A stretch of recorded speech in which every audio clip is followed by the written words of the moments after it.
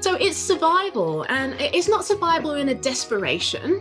It's a survival in the, if this is what I'm going to do and wake up and be for this chapter of my life. I'm not saying that you have to have 2 chapters, but it better be something that you want to get up and do. When I choose to be great, I'm going to be great at whatever the next thing is that I'm doing. I'm going to be the best because I don't know how to be average. Welcome to Limitless Minds, the podcast where curiosity meets greatness.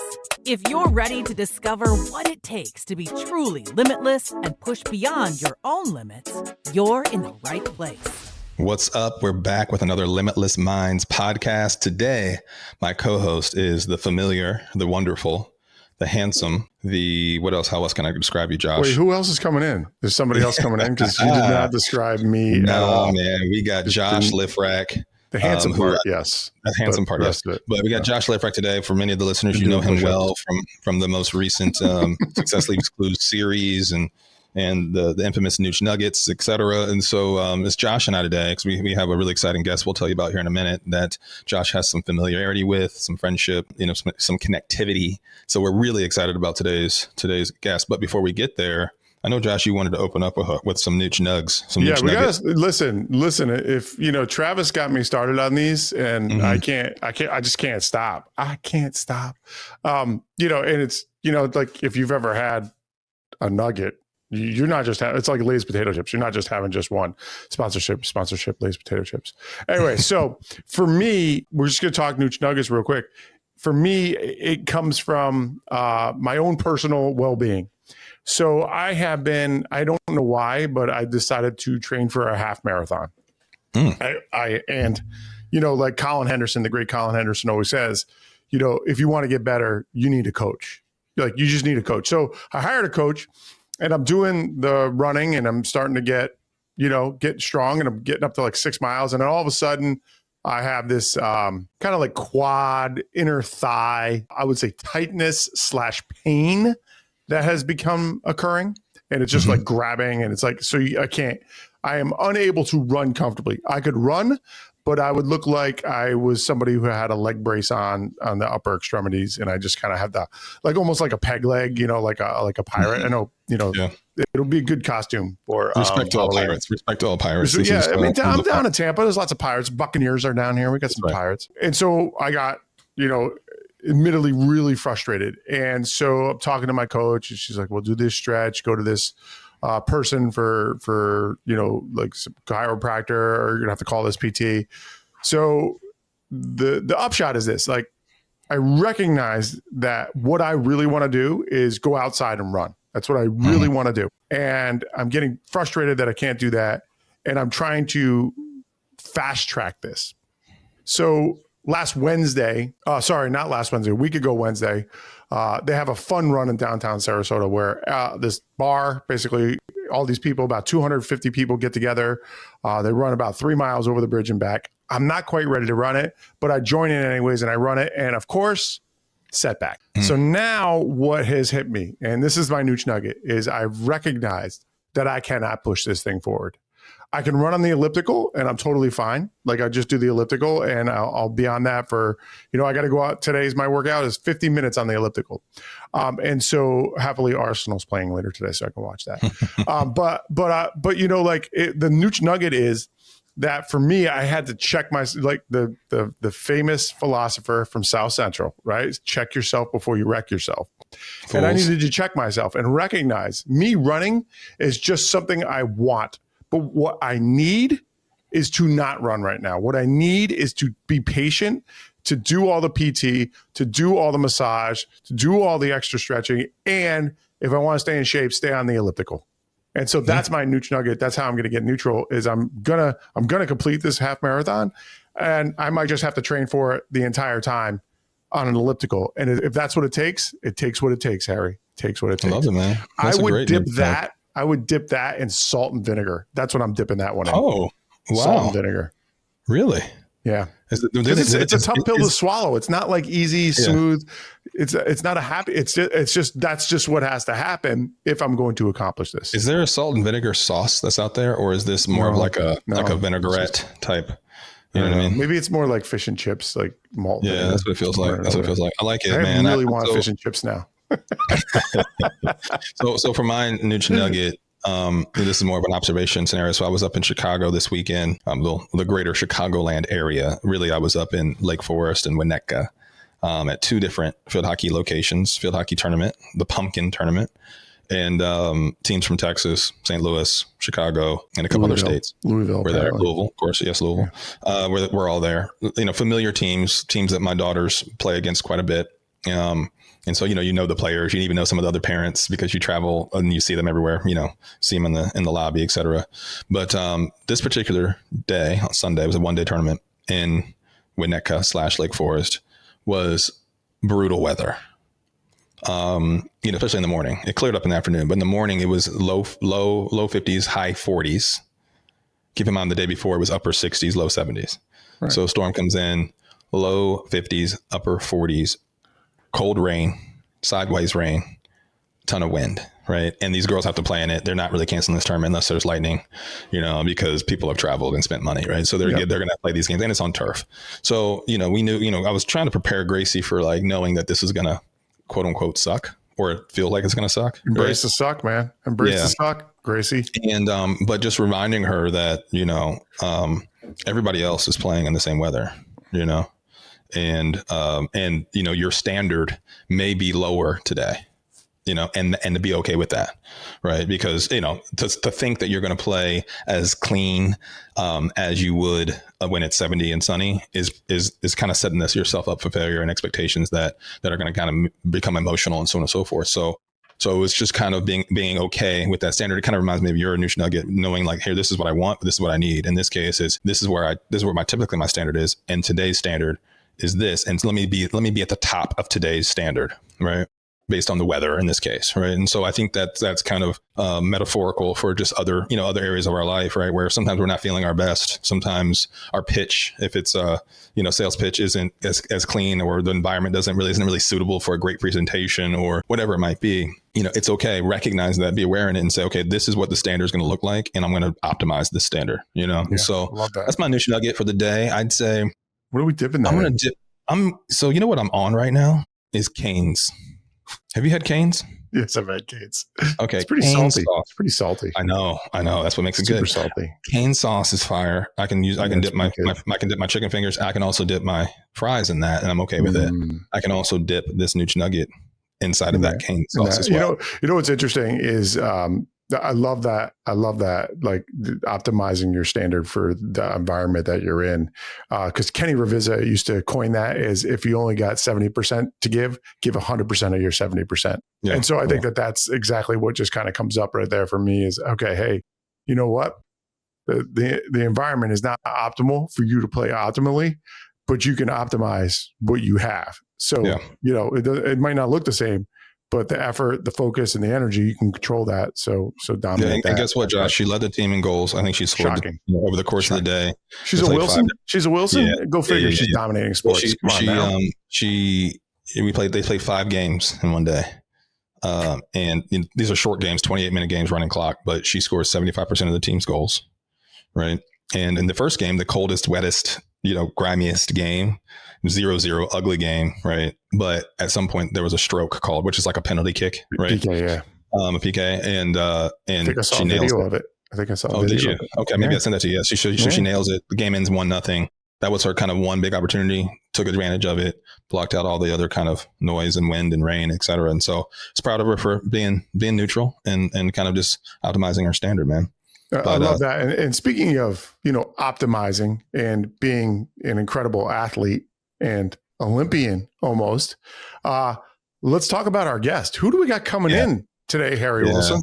Dude, we have a beast coming in today. And I think our listeners are going to enjoy just hearing her because she's got one of the greatest voices that I've heard. Yes. Of all time. Yes. And some great poise and presence. But today we're joined by Joice Maduaka, one of Britain's most celebrated sprinters. Over an incredible career, Joice represented Great Britain in multiple Olympic Games, reaching the semifinals on the world stage and earning medals at European Championships and Commonwealth Games. She holds the record for the most medals at the British Athletic Championships with 22 podium finishes, including 6 100-meter titles and 3 200-meter titles. In other words, Joyce's story, if you're in England, don't challenge her to a race because you're going to lose. No, you're going to get your ass kicked. But Joyce's story doesn't. Joyce's story doesn't stop there on the track, Josh. After retiring from competitive athletics, she transitioned into helping elite athletes navigate life after sport, guiding them to leverage, the skills and the discipline and the mindset honed in competition to succeed in business and the professional world. From breaking records on the track to helping others define success beyond athletics, Joice brings a wealth of insight on performance, resilience, and the mindset it takes to excel at the highest level. Let's go. All right. What's up? We have Joice Maduaka here with us. Today's conversation is about a number of things, but it's something every high performer faces: the pressure to adapt, the discipline to decide, and the courage to evolve. Joice knows this better than most, better than anyone, I would say. Over 18 years plus in elite sport, she's mastered what she calls the long game of reinvention, which I love, and I can't wait to talk about some of this stuff. Joice, obviously we've known each other for a while now, but I enjoy following you on some platforms like LinkedIn, for example. I think you're a great writer. You know what I mean? And but more importantly, I think that you do a great job of making things like really applicable and meaningful and like real and relevant for everyone. You know what I mean? Not just somebody who's been a world-class athlete, but also somebody who might be, an entrepreneur, a corporate athlete, if you will, or just somebody that might be a weekend warrior for all that matters. You know what I mean? So I think that I really have so much respect for how you were kind of pouring life into people and kind of giving people tools and resources and things to think about. So that's great. And then I wanted to make sure our co-host today was Josh, because I know that you guys have this really cool, like really dope past and connectivity. And I don't know, I'll let you guys riff on that and share the audience a little bit about how you guys know each other. But yeah, so I'm just excited about this and grateful for you to take some time. I'm just here to provide comic relief as always, because Joice laughs at my stupid jokes half the time. So that's literally the only reason I'm here. But look, I just want to start off by saying thank you for having me. I know it took a long time to get me here, and finally we're here, we're doing this, and I'm really excited. So let's do this. That's awesome. Yeah. So let's just jump into it. I mean, obviously, an illustrious track career at the with Great Britain and your time in England. And I think for me, one of the things I never have ever asked you, and I don't know, is like, how did you get into track? Like, how did that whole process start? And then I have some follow-up questions for that. So just start there. Like, how did you? What were you like? When did you start? Were you 12, 14, 8? I don't even know. Let me give you the story that not many people know. I will start with, I hated sport. I was that girl that had an excuse every week for why I couldn't take part. And I went to an all-girls Catholic school called Notre Dame High School in Elephant and Castle. For those who can't tell, I'm actually from England.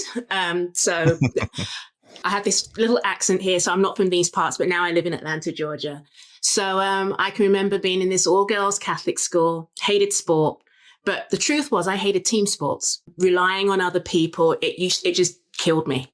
So I would have an excuse. I think, can I say, I had a period every week. As far as the teacher was concerned, I just didn't want to participate. Or I'd forget a shoe, or I'd forget one item of clothing. And then I remember I was sitting on a wall watching them all run. And it was like, the 6 weeks of track and field or whatever it was. And I'm sitting on this wall and she says to me, get up and run. I want you to race everybody. And I'm like in my school uniform, they're in all of their PE gear. And I remember kind of rolling my skirt up and kind of tucking it into my knickers so I could make it shorter. Had these 2-inch heels on, and I raced and I beat everybody.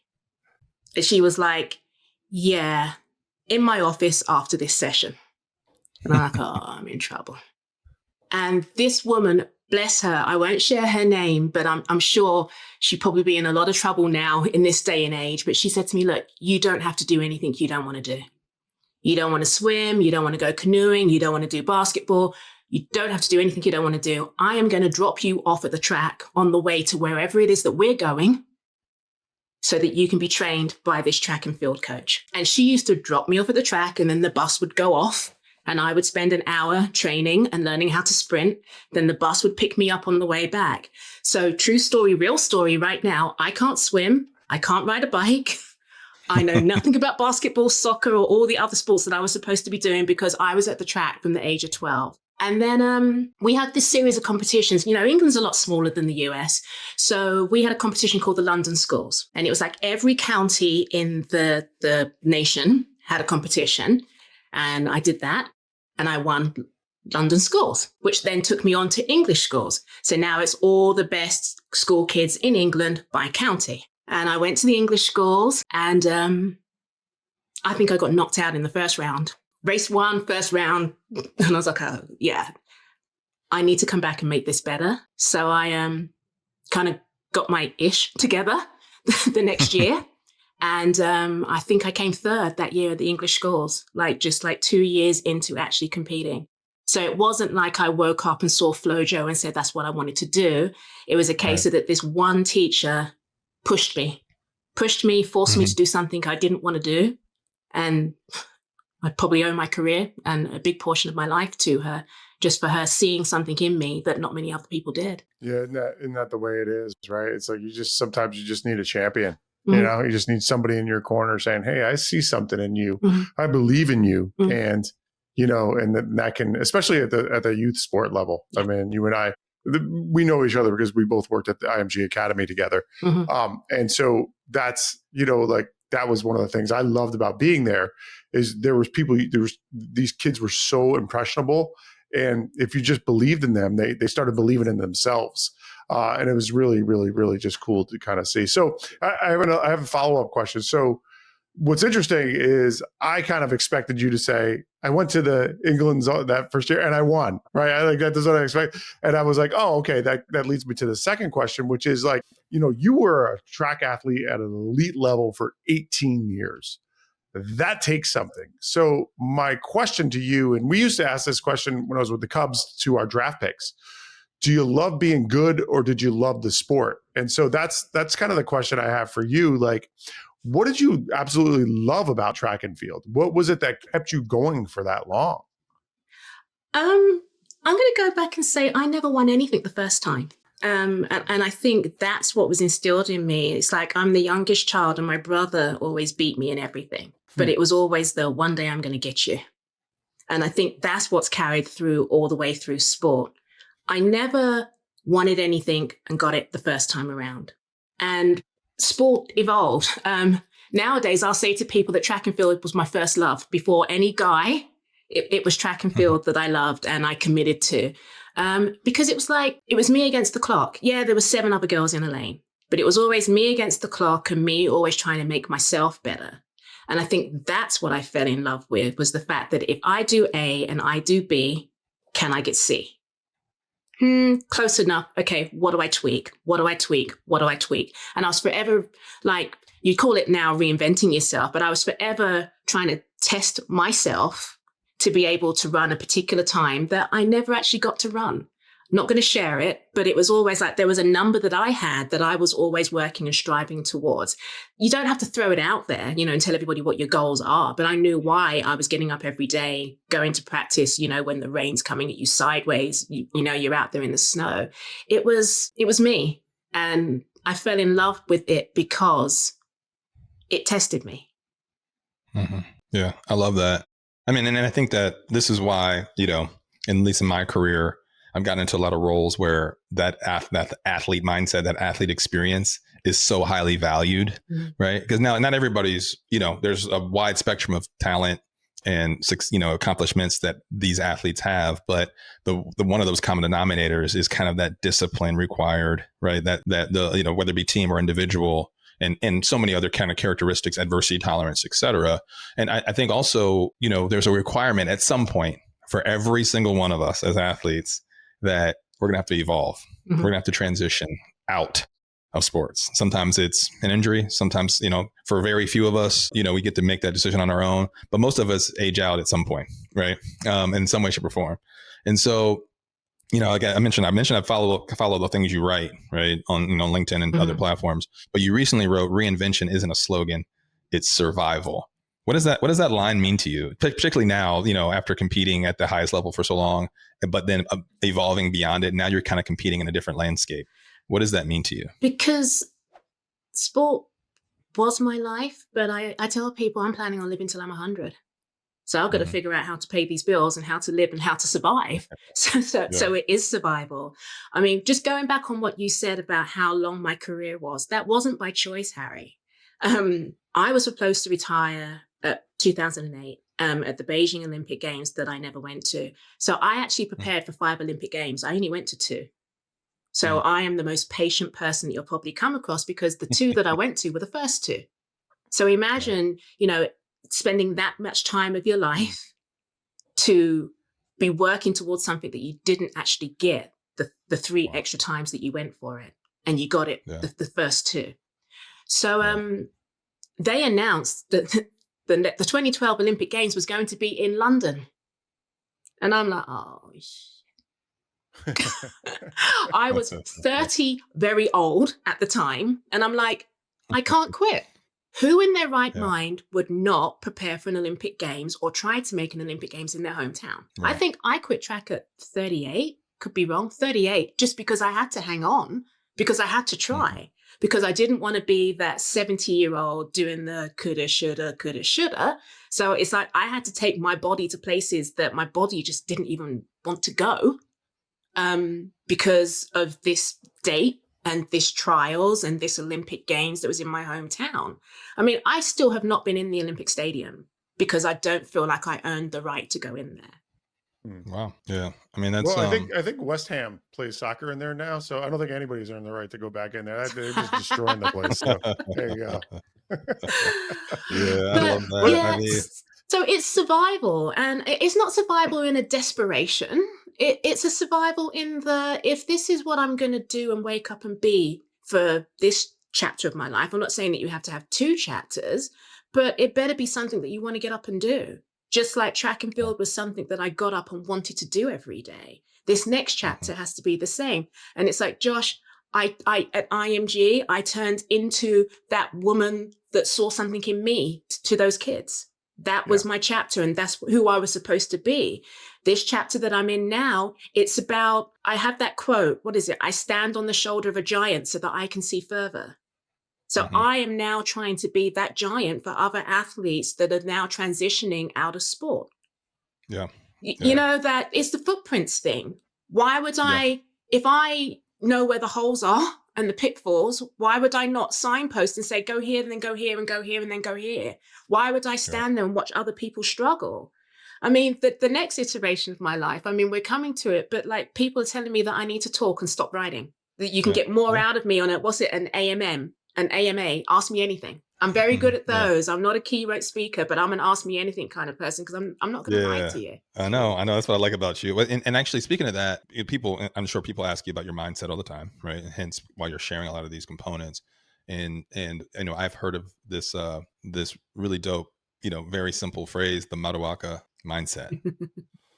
What exactly is that? Beyond resilience, and maybe that's what it is. But tell us about that and how you would frame what that is. So it's the Maduaka Mindset, because I have a name that people have mispronounced many times over the years. So I deliberately, like 10 times today. We practiced it a lot. I deliberately called it the Maduaka Mindset so people learn how to say my name right, first of all. And actually it's Maduaka because I am Nigerian, but we will give the... Wait, can you say it again? Maduaka. So our listeners know, so you know.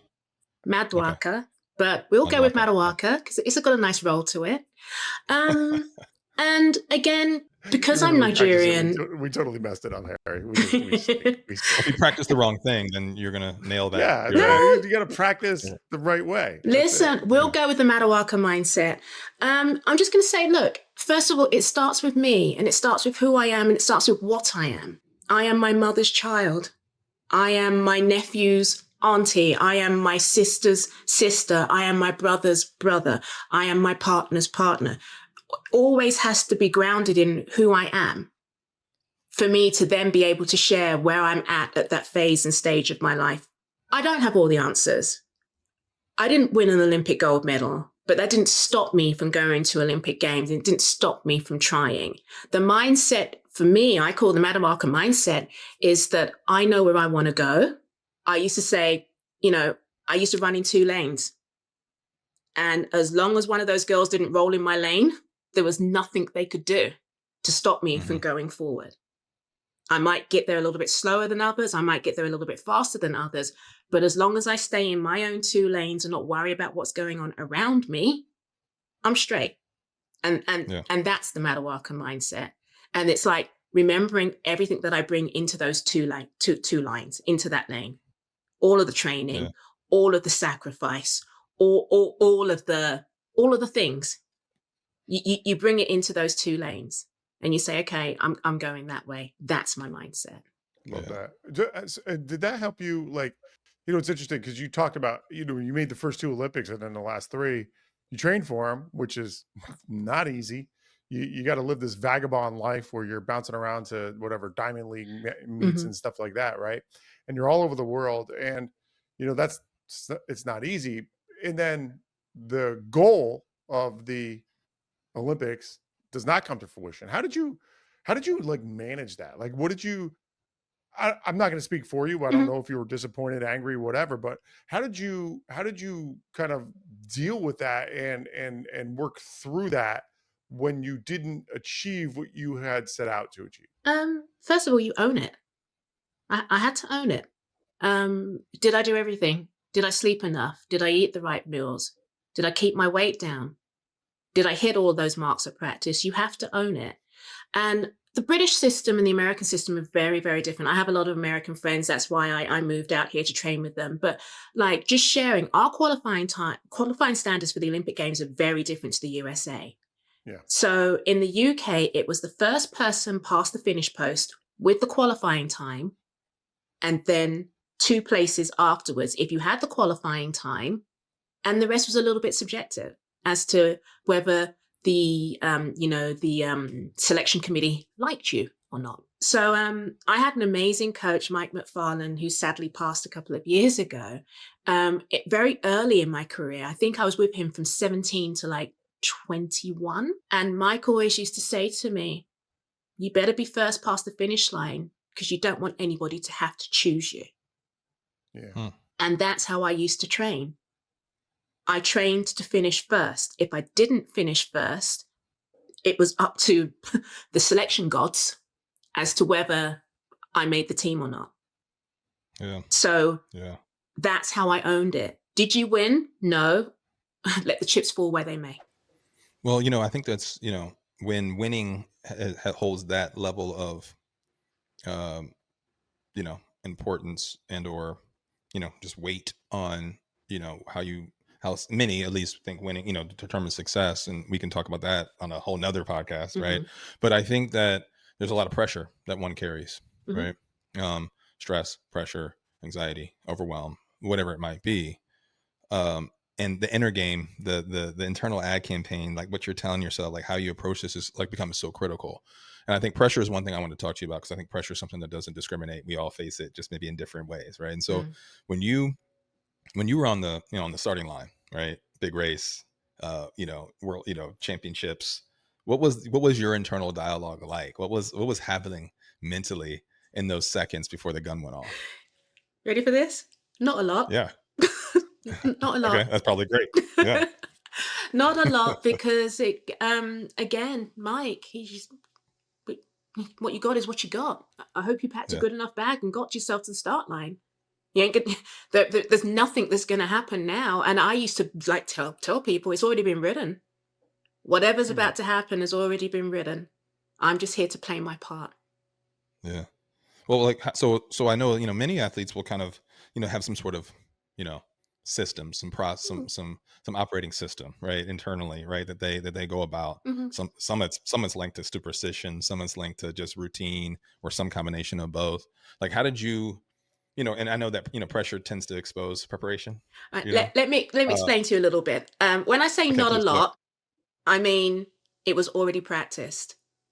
So there was not a lot to change, not a lot to think about, because it had been, I'd repped it so many times. Great. Yeah. So exactly. So that's okay. But, Perfect. But that's awesome. Being able to say not a lot because it was locked.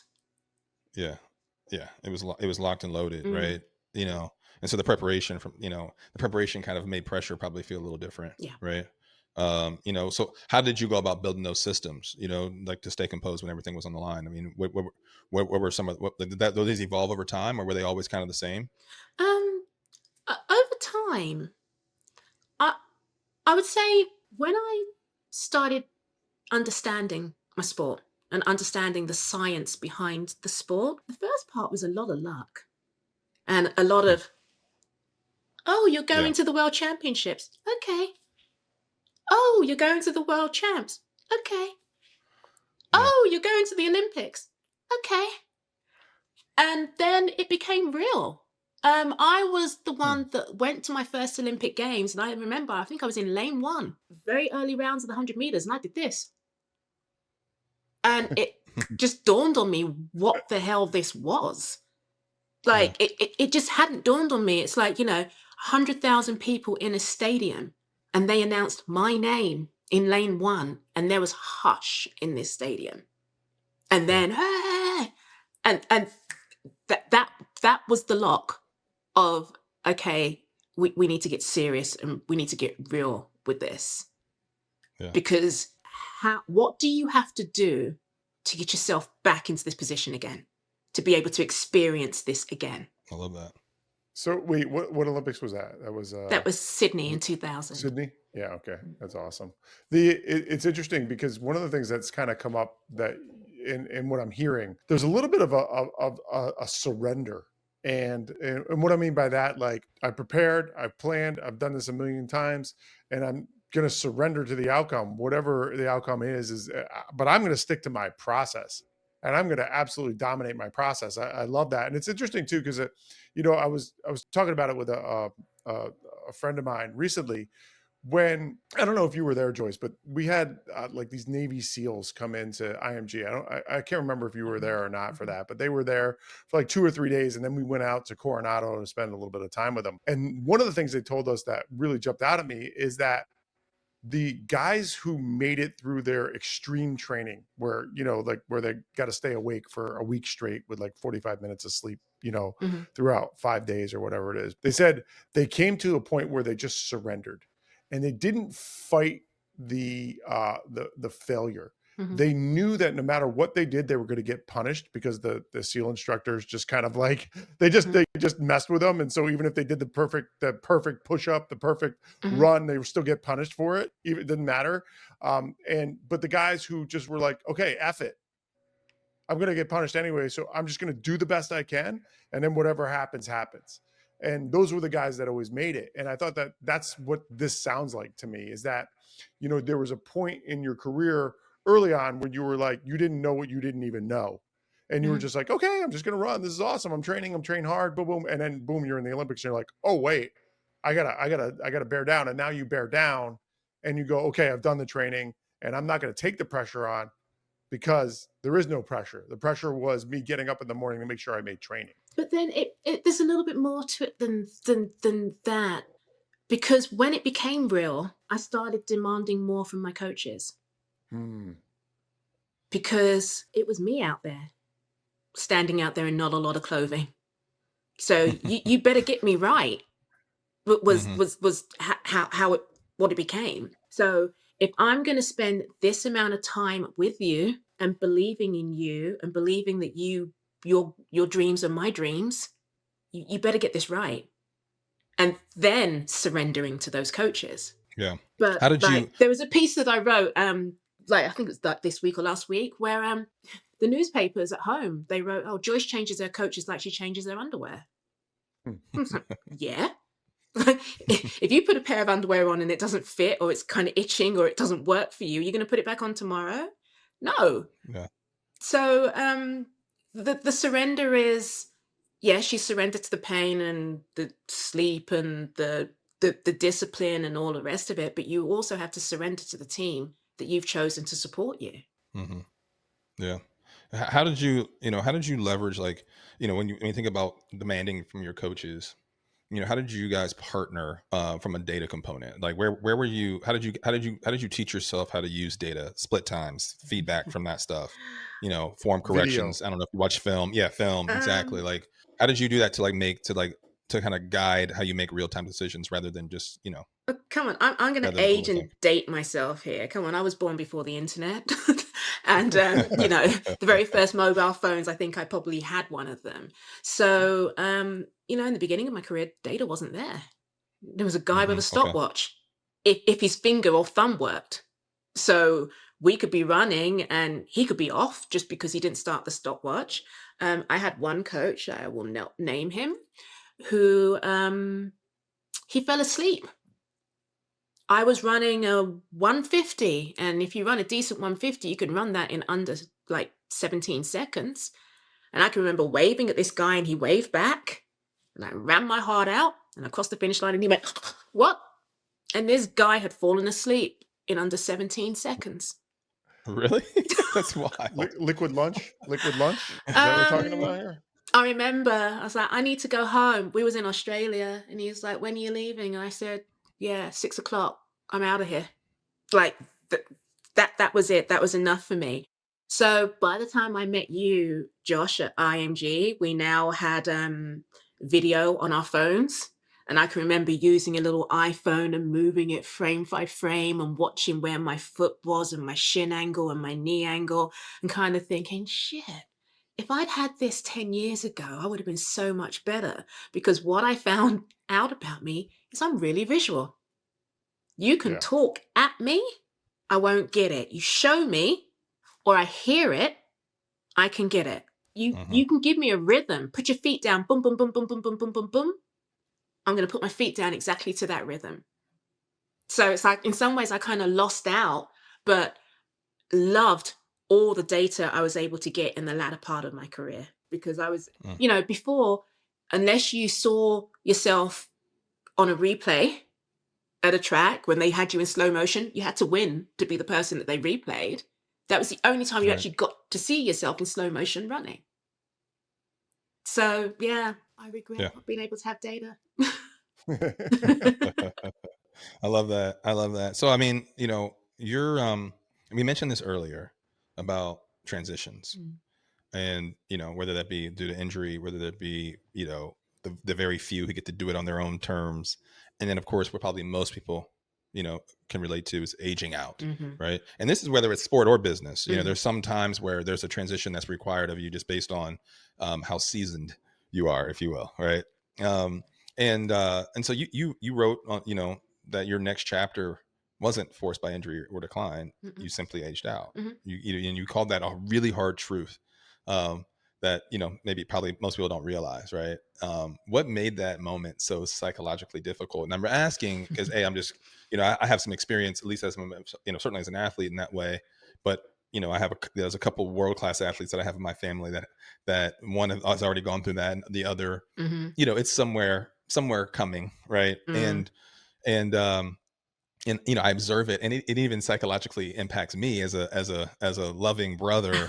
It's just it's like having kids. You just want the best for them. You want their story to kind of wrap really well. So I can only imagine, in a place like you, especially with having gone to two Olympics and then the next 3 that you trained for, over the course of a decade plus, you don't really, doesn't really happen. So how did that impact you psychologically? I had that thing beginning with a D called depression for about 2.5 weeks. But let me just go back just a What little did that bit look more. like? Was that just like staying in bed all day? Couldn't move? It was, what did yeah, what it was didn't that like? last long. My mother Yeah. was not going to allow that to happen for very long. I think I did it for about 2 weeks or a week. I think I went from the bed to the bathroom to the kitchen. And just kind of did this rotation and was kind of like, dragging some old dirty bathrobe around the house and looking like somebody had died. And she was like, I don't care what you do, get up. Yeah. You didn't die. You got many years left ahead of you. Get up. So, but I honestly believe I needed that time to lay down. It was the first time in 18, 19 years that I'd actually rested. And Yeah, that makes so much sense. didn't have to do. You got to do it, right? You got to unplug a little bit and just go. But it's like, well, I talk to a lot of athletes, talk to me now, and even a lot of executives afterwards. They're like, oh, they've been in a career for 25 years and then they're aged out and they have to retire. And it's funny the connection that I'm getting. A lot of people like, DMing me now in LinkedIn and saying, yeah, talk to me about it, because I didn't think this was ever going to happen to me. Nobody prepares us for this. We don't know what this is. And I just say, what is it? They have the 5 stages of grief. Mm-hmm. And I say that you have to go through all 5. And if you try and rush them, it'll come back and repeat itself 4 or 5 years later. Yeah. And I know I rushed mine, because I was like, okay, get up, get a job, figure this out, da-da-da, da-da-da, and popped up at IMG and started pouring myself into building an academy, helping these kids, finding new talent, changing people's lives. And then my health kicked in. My health kicked in 2018, and I had to sit down. And again, it was like, I'll talk about that another day in length, but I had fibroids and I didn't know. And track and field kind of hid them and masked them for many years because I was fit. But I had these things growing in me, and I had to sit down. And I think that is when I went through all of my 5 stages. And that was, if I quit in 2012, I went through my stages of grief and everything in 2018. Oh, wow. That's wild. And for those that are listening, and Joice, you can like fact check me on this. 5 stages of grief: denial, Mm-hmm. anger, Mm-hmm. depression, Mm-hmm. bargaining, Mm-hmm. and acceptance. And acceptance. Yes. Yes. Yeah. So those are the 5 stages of grief that Joice Mm-hmm. is talking about. And they don't go in that particular order. Let me just share that with everybody as well. You can't pick the order that they go in. You think you can, but like, I had to accept it, but I was still angry. Yeah. Yeah. So It seems like some of them might like kind of like boomerang and like revisit you, yeah. or you think you're like, okay, I'm not as angry anymore, and then Mm-hmm. you go through maybe some other stage of grief that brings back the Come on, anger. I can't even go in the Olympic Stadium in London. And how many years has it been? So yeah.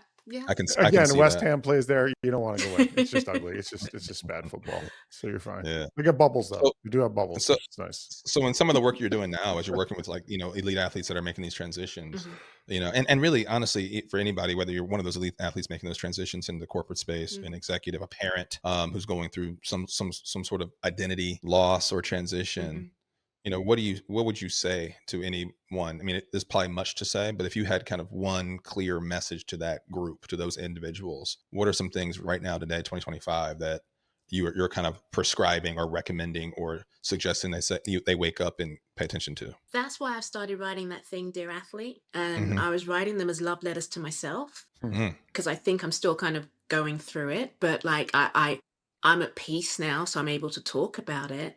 But just the number one thing is, it's going to be all right. It's going to be all right. And that's the message all the way through. Are you going to know who you are immediately? No. Because did you wake up as an Olympian? No. You wasn't born an Olympian. It came over time. I quit track. I was a track coach for a while at IMG. And then like, you have to listen to the people that know you and care for you. I can remember my coach, Lauren, and I was outside coaching these kids in Florida sunshine and, doing my thing. And, I was doing combine training. That's how I met your brother. Tell him I said hello. But yeah, that's how I met these amazing athletes doing combine training, speed coaching, but being able to do it at 2 levels. These young kids that all of them think they're going to the league, all of them think they're going to turn pro, and then helping these amazing young men out of college and into the NFL draft and the NBA, and, helping them through their careers. It was like I was pouring in and pouring into all of these people. And then I remember Lauren said to me one day, yeah, you need to go inside the building. I said, what do you mean? And he said, I don't want to see you get old and weathered out here. This sun is not going to do anything for you. Go inside and use your brain. You don't need to be out here doing this. Go inside the building and be impactful, but be impactful from inside the building. And at the time I was like, I'm a good coach. People like me. I can do this. Da, da, da, da, da, da, da. And I thought it was a slight. But it was the best gift that he ever gave me was go inside. We don't need you out here. Let somebody else Yeah. get weathered out here.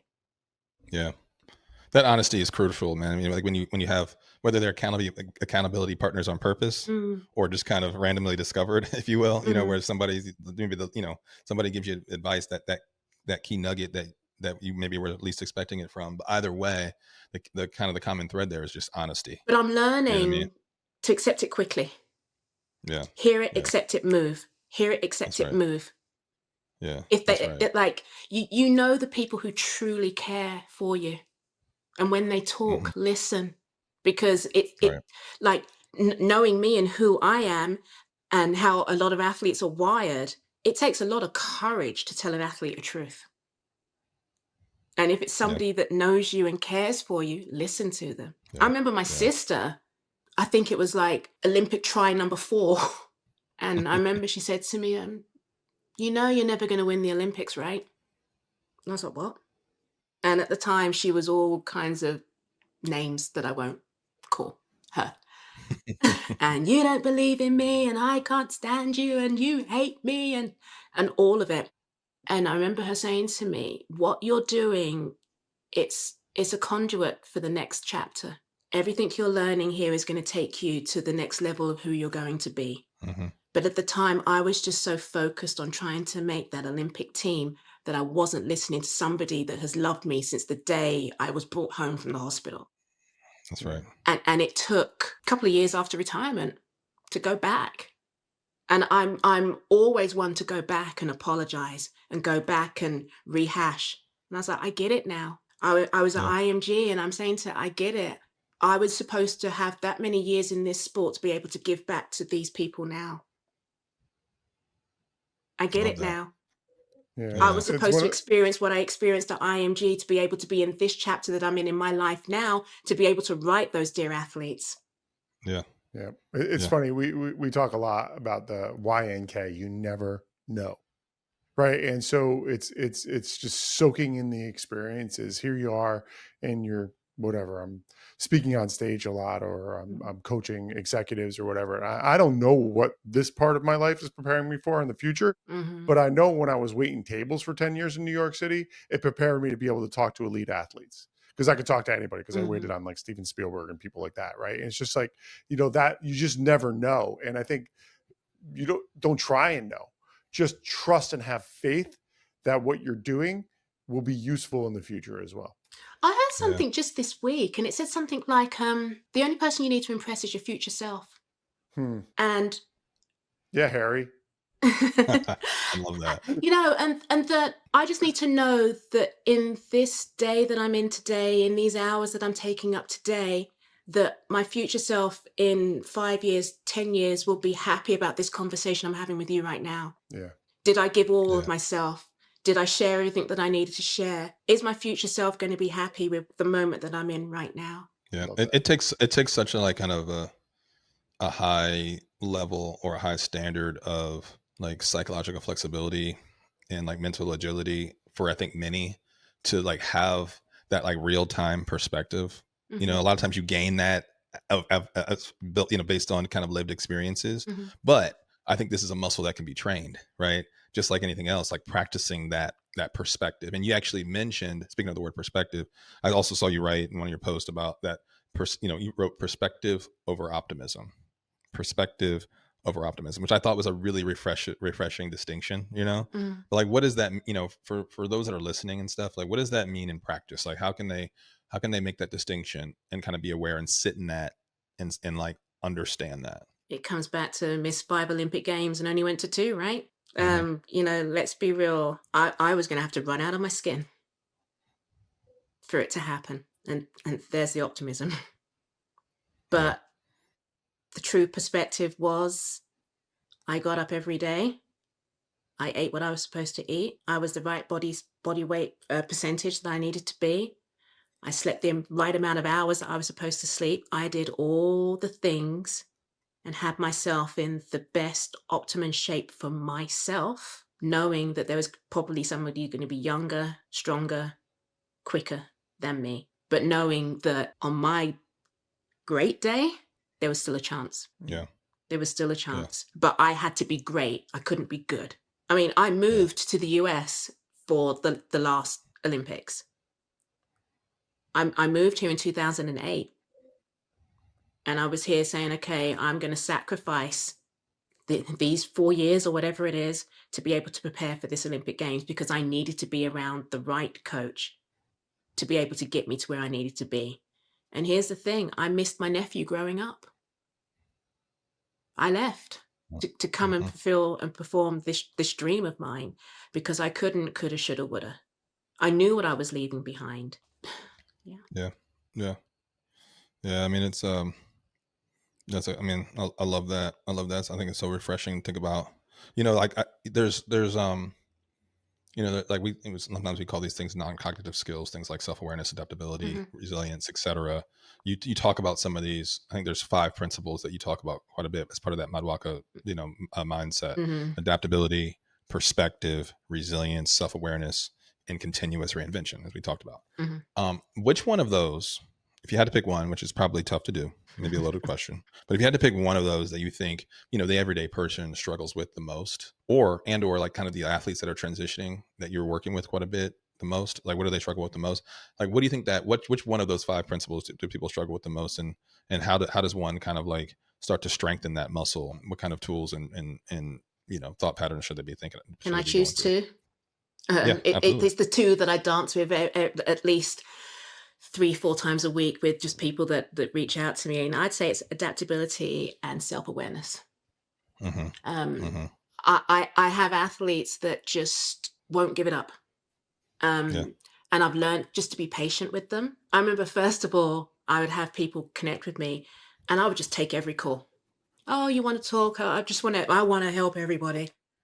And it was a roller coaster. And I became that person where people cried. I would have O-linemen, 6'10" basketball player, you name it, and they would come and cry. And it would be you understand me, you get it. Like, And then I was like, okay, I can't do this on a Wednesday at 2:00 in the afternoon, because I was going on this journey with everybody. And then I decided, okay, I'm only talking to athletes on a Friday. Let's pull up a cup of tea and let's take them through whatever my 5 were, because you've really got to let them go on the journey and piss them off to the point that they have to come back. So if you're not ready to be adaptable and if you're not self-aware, this transition thing is going to take a lot longer than it needs to. Yeah. It seems like of those 2, like, I'm not sure if this, maybe it might be a chicken and the egg, you know what I mean? Like sometimes maybe the adaptability creates the self-awareness, but it seems like, at least for me, self-awareness is probably a prerequisite to the adaptability, like kind of having that kind of, we talk about these 4 levels of competency, right? Conscious competence, unconscious competence, unconscious incompetence, unconscious incompetence. We talk about these things and like where you're at in that quadrant. But in order to kind of adapt, you have to really truly kind of get out of this kind of myopic, kind of telescope of thinking about yourself. It seems like you have to strip it all the way back, and a lot of people don't want to get bare and strip it back. You want to hold on to something. I remember I quit track and I went from Joice the athlete, Joice the Olympian, to I'm my mother's youngest child. That's all I had. I had my name and I'm my mother's youngest child. That is all I had. And when you can strip yourself completely bare to that, then you can build on who this next person is going to be. You can start designing who you're going to be. Yeah. Exactly. Right. But you can't, That's awesome. I don't blame the athletes and I don't blame the executives, but it's like you've got a lot of people that have thoughts, opinions of you, pump your nuts for many, many years, tell you how great and how amazing you are, and listen to you because you hold this title. And then when that is taken away from you, what are you? Who are you? Yeah.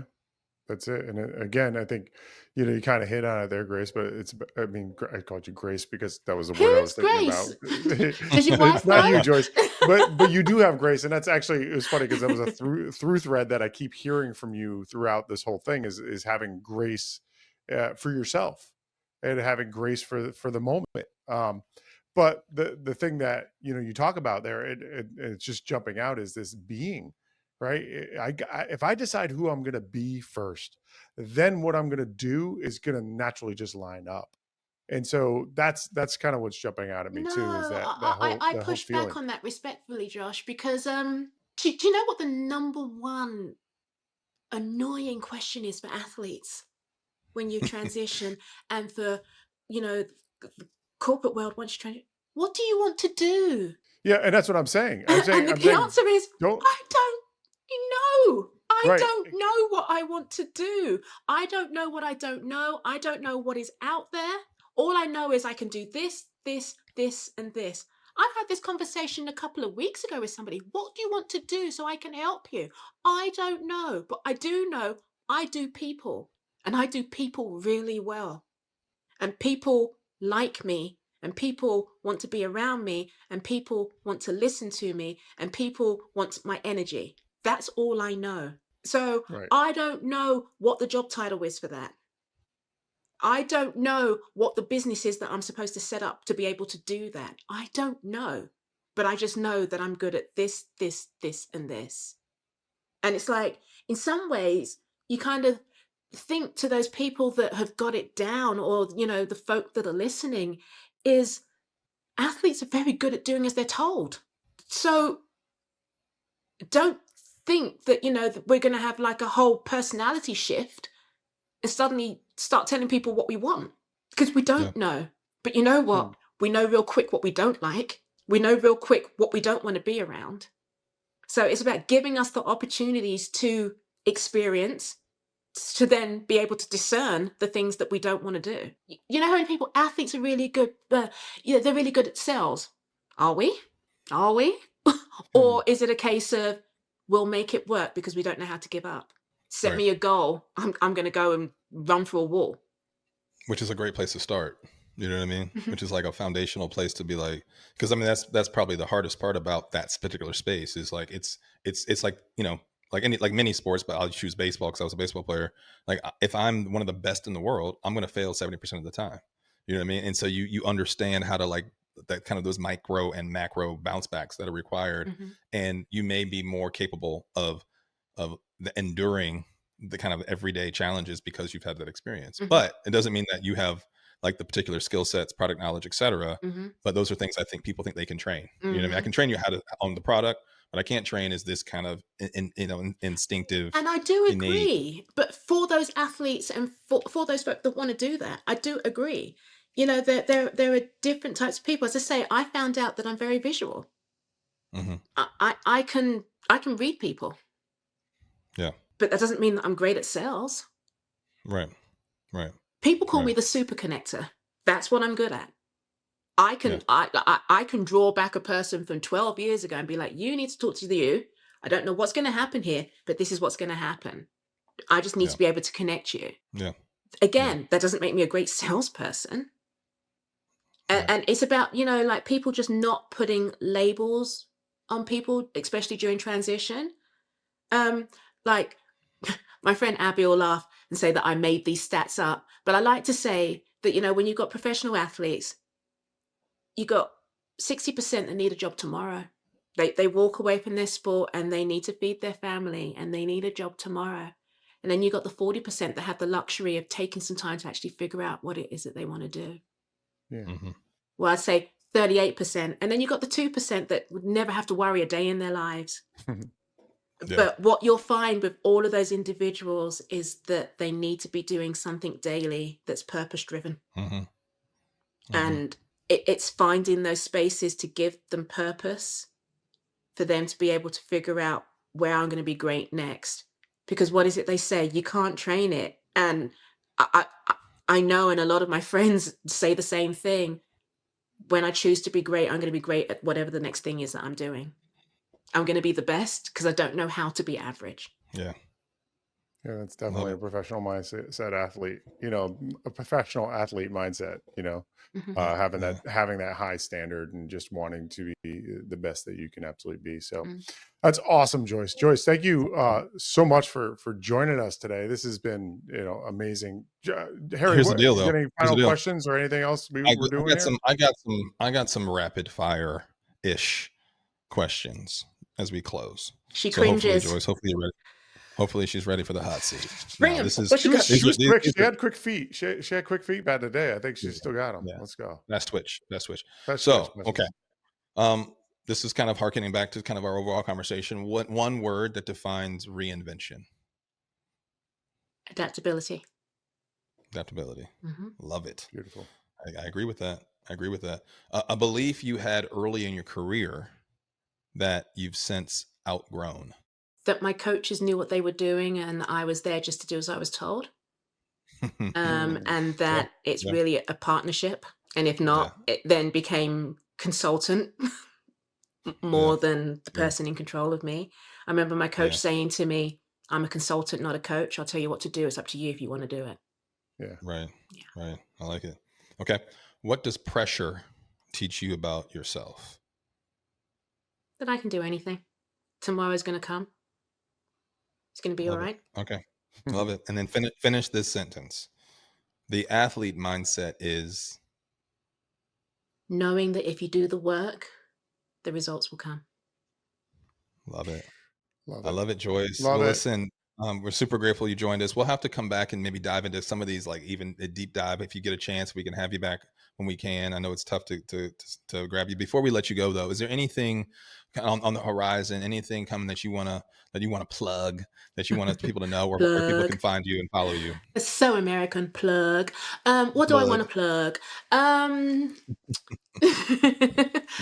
um, I have pulled the trigger on a podcast that Okay. I have been kind of just figuring out when to release. So that Okay. is Okay. coming. It's Okay. going to be called Expansion.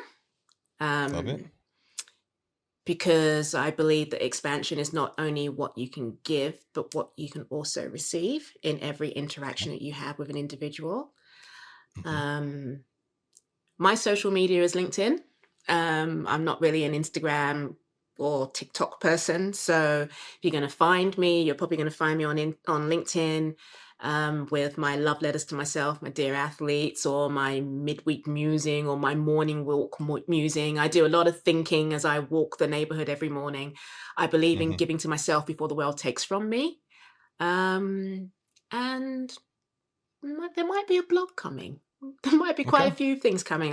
This is the year of me owning my brand, whatever that means. That's right. Love That's it. right. So I know there's a lot coming, and we're here to support that. And anything we can do to do that, we're going to do without batting an eyelash. We're excited about your next chapters and all these little mini and mini reinventions that become big reinventions. I love it. I Mhm. think some of the takeaways for me is kind of around reinvention. Right? Reinvention is not a Mhm. slogan; it's survival. Pressure reveals preparation. Mhm. And the resilience is not a practice, it's a practice, not just a phrase, Mhm. right?